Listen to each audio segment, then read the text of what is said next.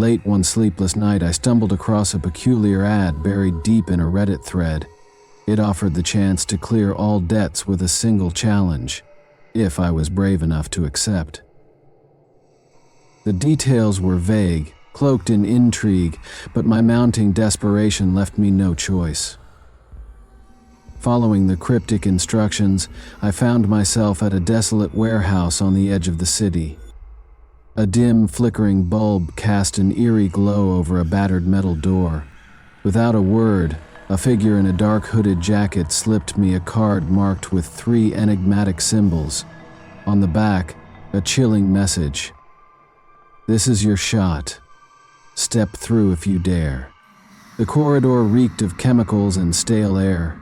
Inside, 24 anxious faces clutched identical cards. Masked guards addressed us in cold tones. "Welcome. Win every round and your life changes forever. Fail, and you lose everything." We locked our belongings in bins and were herded into a dim dorm with metal bunks and buzzing fluorescent lights. Sleep was impossible. Fear hung heavy in the air. Day 1.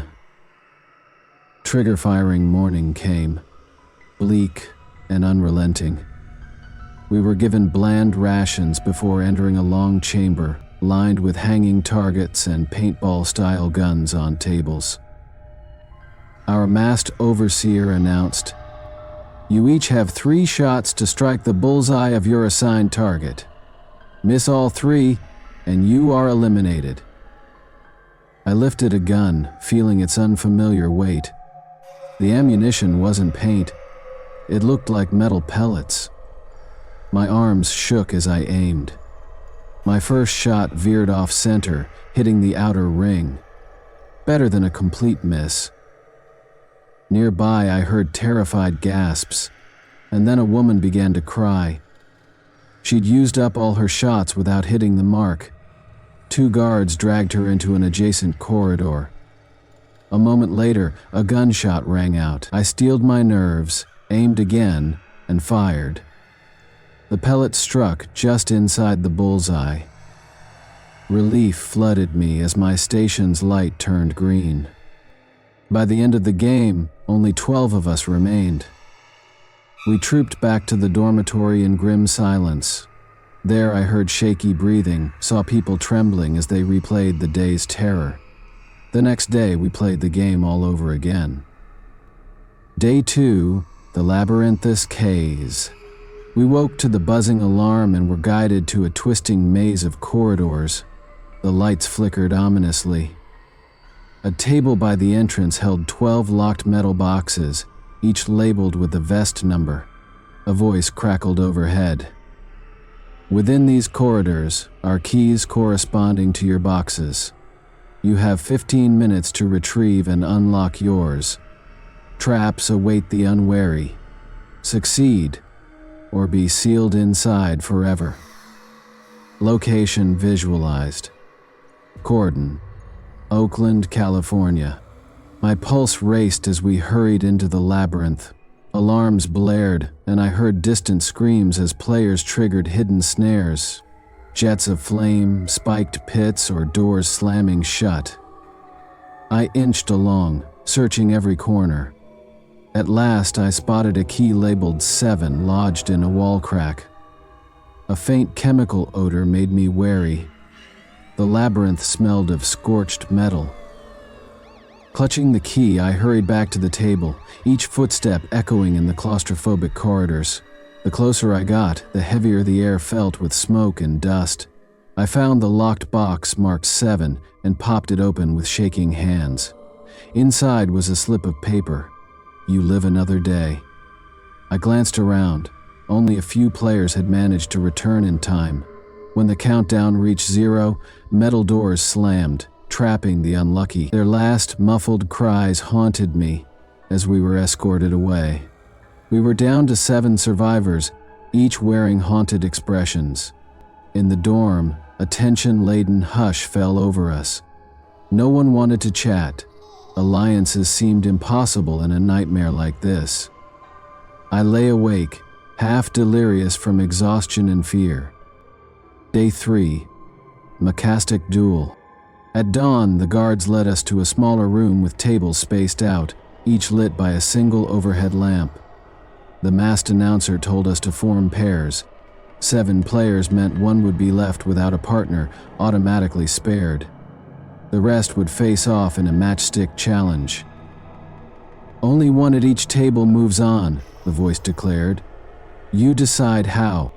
I paired with a middle-aged man named Darius, Vest 19, who confessed he had a son at home. We settled on a childhood game. Each of us could pick 1 to 3 matches from a pile. Whoever picked the last match lost.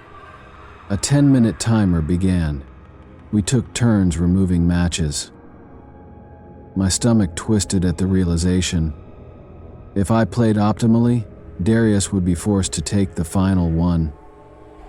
His hands trembled, and he miscounted. Guilt chewed at me. I'd be sentencing him to die. Yet if I lost, I'd be the one they dragged away. Time ticked down, and I made the moves that would secure my survival. With a shaking hand, I took 3 matches, leaving 1.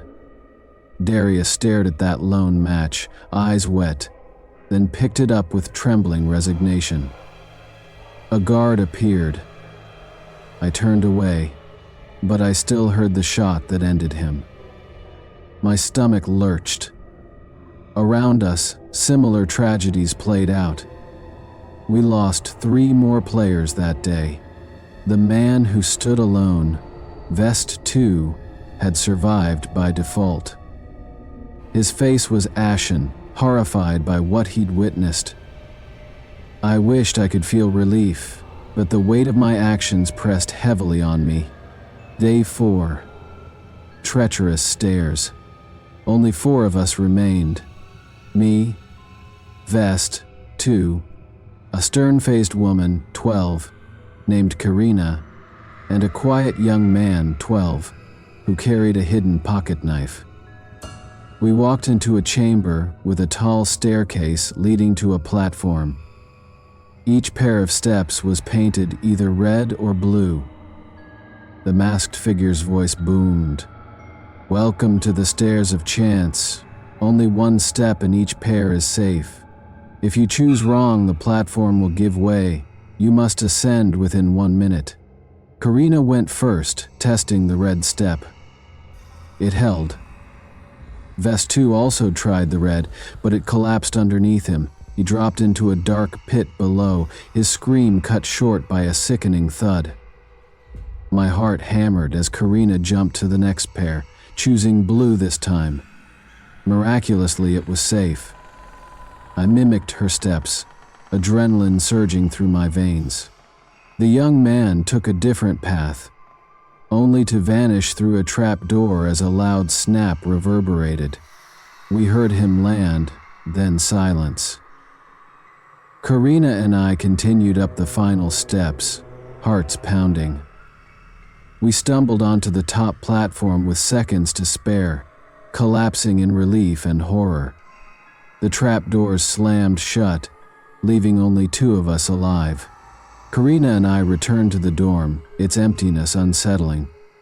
She shared her story. Once a boxer, now crushed by medical debt. "That's why I came," she whispered, haunted. Escape was impossible under constant surveillance. Sleepless, I replayed Darius's final moments and the chaos of the grid. Karina shifted restlessly, both of us tormented by what lay ahead. The final confrontation loomed, heavy and inevitable. Final game, the Iron Circle. As predicted, the next morning brought us to a circular courtyard painted with a wide white boundary. In the center lay an iron baton. Above us, on a raised platform, stood the masked overseer. Only one can claim the prize.